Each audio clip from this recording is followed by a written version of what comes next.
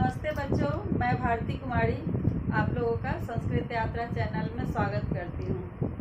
मैं आज से संस्कृत वर्ग 8 का रुचिरा पुस्तक पढ़ाने जा रही हूँ, जो भाग 3 है। तो इसका सबसे पहला अध्याय है सुभाषितानी।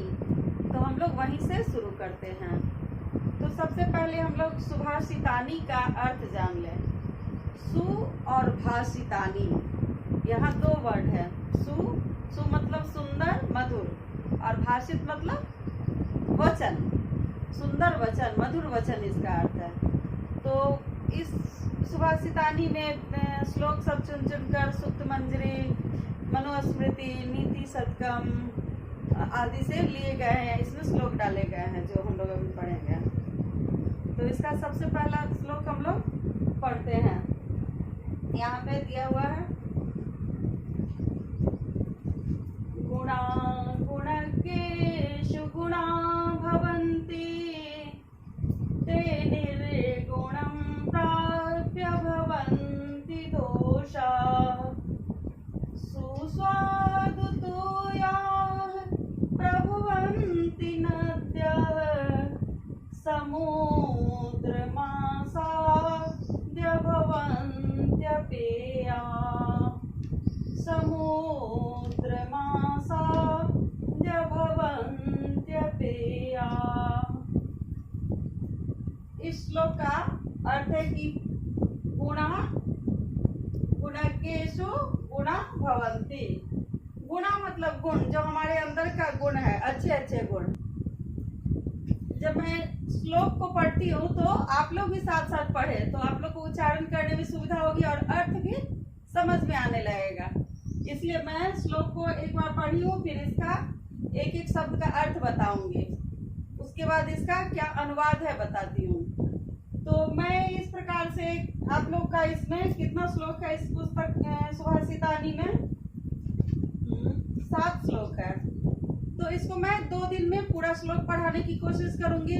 उसके बाद इसका जो भी पीछे क्वेश्चन आंसर जो चीज भी है, शब्दार्थ, उसको मैं बताऊंगी।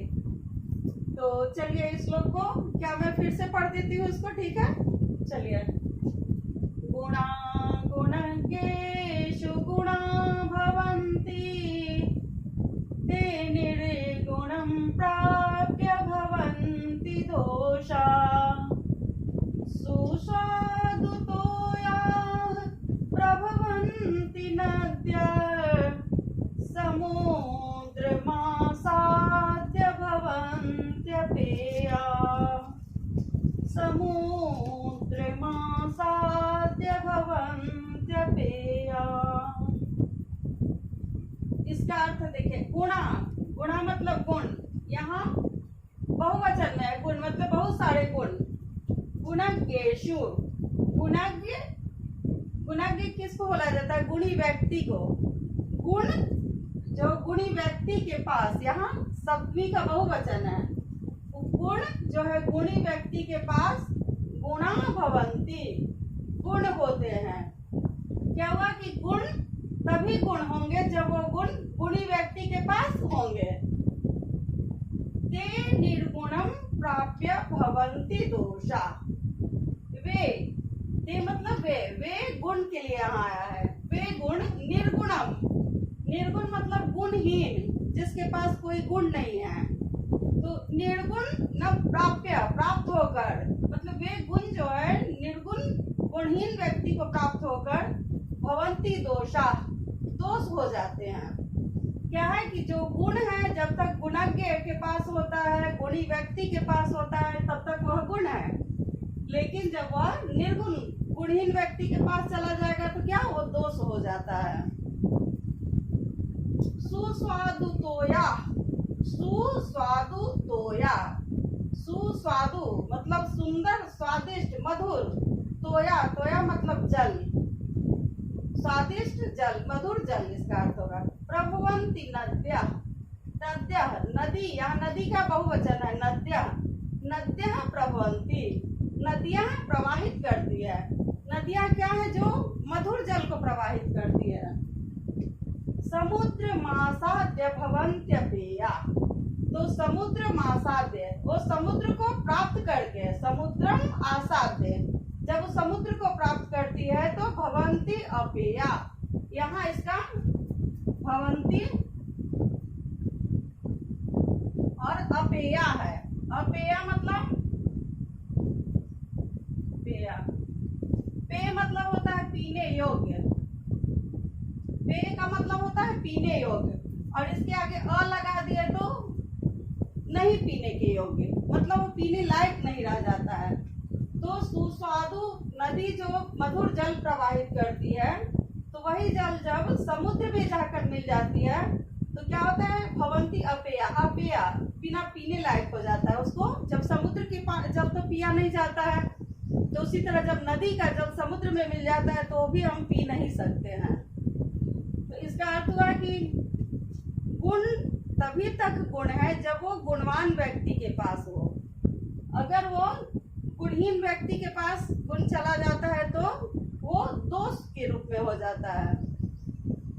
जिस प्रकार नदियां मीठे जल को प्रवाहित करती है, लेकिन जब वो समुद्र में जाकर मिल जाता है तो वही जल पीने के योग्य नहीं होता है। तो जैसे देखिए, किसी के पास बहुत ज्यादा गुणी कोई व्यक्ति है, बहुत ज्यादा गुण है, लेकिन उसको अगर वो मिसयूज कर रहा है व्यक्ति, हमारे पास कुछ शक्ति है लेकिन हम उस शक्ति को मिसयूज कर रहे हैं, तो वो तो हमारा अवगुण बन गया। लेकिन उसी शक्ति को अगर हम कहीं अच्छे जगह यूटिलाइज कर रहे हैं तो वो शक्ति मेरा गुण कहलाएगा। वही इसका अर्थ है कि हमेशा हम लोगों को संगति कैसे लोगों को साथ कर, अच्छे लोगों के साथ करने चाहिए, अच्छे लोगों के साथ बात व्यवहार करने चाहिए। अगर हम गलत संगति में जाते हैं तो हम नहीं भी गलत है तो लोग उसके चलते हमको भी गलत बोलेंगे। इसलिए हमेशा अपना संगति जो है अच्छे लोगों के साथ करें। चलिए अब अगला श्लोक पढ़ाती हूँ। चलिए इसका कुछ शब्द का मैं अर्थ भी लिख देती हूँ। जैसे गुणा का तो अर्थ जान ही रहे कि गुण है, गुणज्ञ गुणज्ञ मतलब गुणवान व्यक्ति। इसका गुणवान व्यक्ति, गुणा भवंती होते हैं। निर्गुणम मतलब गुणहीन, इसका अर्थ क्या हुआ, गुणहीन भवंती। प्राप्य मतलब प्राप्त करके, तो हिंदी शब्द है सुस्वादु पेया, सुस्वादु और अपेया यहाँ हो जाता है। तो इसका सुस्वादु यहाँ है, इसका मधुर, यहाँ सोया मतलब जल, और प्रभवंती मतलब प्रवाहित होती है। प्रभवंती मतलब यहाँ लिख देते हैं प्रवाहित होना।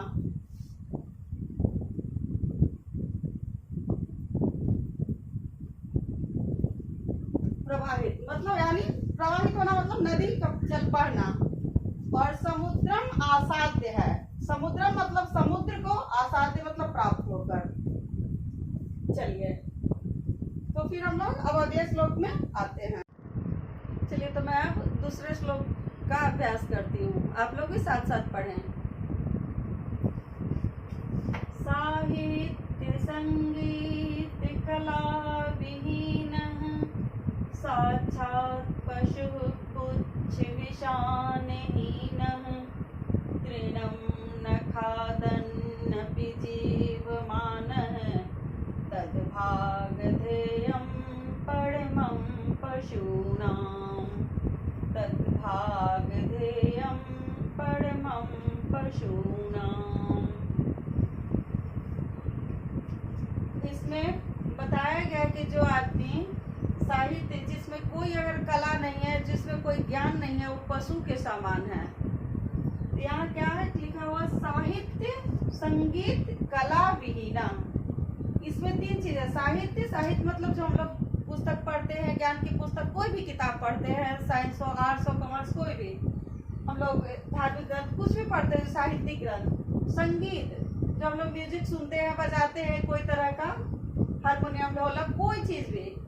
कला, हमारे अंदर जो कुछ भी कला है, जैसे कोई पेंटिंग करता है, कोई मूर्ति बनाता है, कोई चित्रकारी करता है, कोई तरह का हमारे अंदर जो कला है, विहीन मतलब हीन, उससे हीन, जिसके पास न साहित्य हो, न पढ़ा लिखा हो, न ज्ञान हो, न संगीत हो, न कला हो, कोई तरह का भी न उससे हीन हो।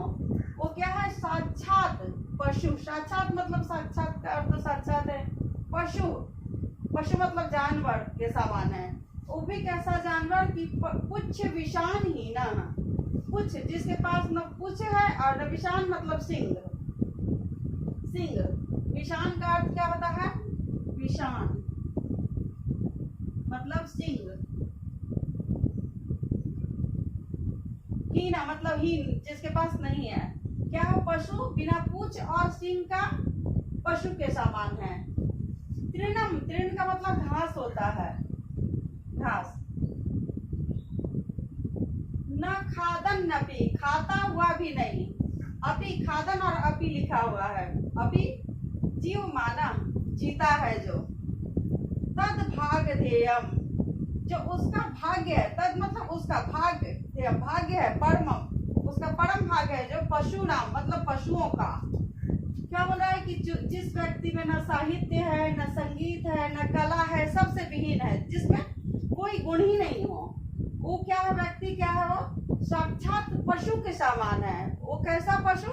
जिसके पास न सिंह है और न पूंछ है, और वह तृणम न खादन्यपि जीवमाना, वह तिनका नहीं खाता हुआ भी जीवित है। जीवाना जीवित पशु कैसा हो? तिनका नहीं खाता, घास नहीं खाता है। तो जानवर है, गाय है, घास चढ़ती है, चाहे कोई जानवर घास खाता है, लेकिन घास भूसा नहीं खाता, वो भी जीवमाना है। तो लेकिन उसका घास नहीं खाना, तिन नहीं खाना भी वो क्या है? पशु नाम, पशुओं के लिए भाग्य है।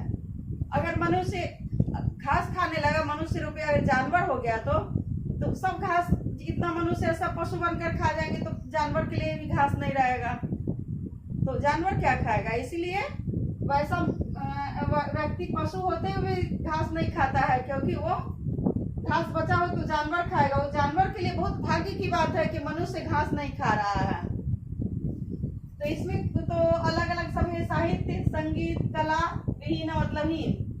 साक्षात पशु, साक्षात पशु है, पुच्छ विशानी है। पुच्छ और विशान मतलब तो सिंह, सिंह और पुच्छ के बिना ही वह पशु के समान साक्षात है।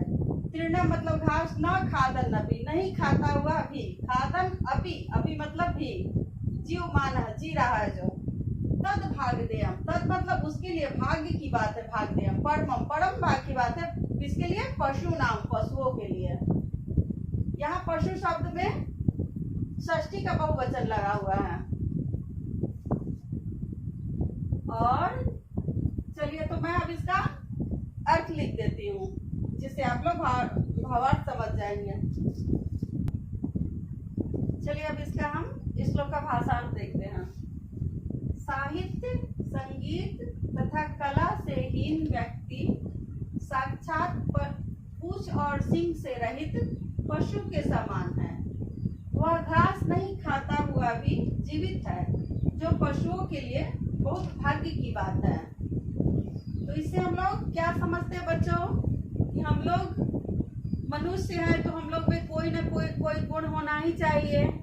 या तो बहुत पढ़ा लिखा हुआ व्यक्ति होना चाहिए, या किसी क्षेत्र में अच्छे काम करना चाहिए। कोई संगीत में भी बहुत अच्छे लोग संगीत में जाते हैं। कला, कोई भी कला आदमी के पास हो, खेल में, कूद में, पेंटिंग में, डांस में, कोई तरह का। जब अगर किसी व्यक्ति में कुछ गुण नहीं है तो पशु के समान है।